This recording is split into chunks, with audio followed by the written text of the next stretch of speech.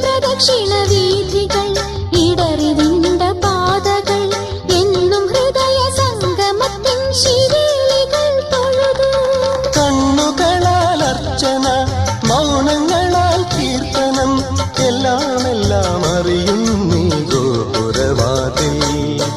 ഒന്നാം രാഗം പാടി ഒന്നിനെ മാത്രം തേടി വന്നുവല്ലോ ഇന്നലെ നീ വടക്കുന്നാഥന്റെ മുമ്പിൽ.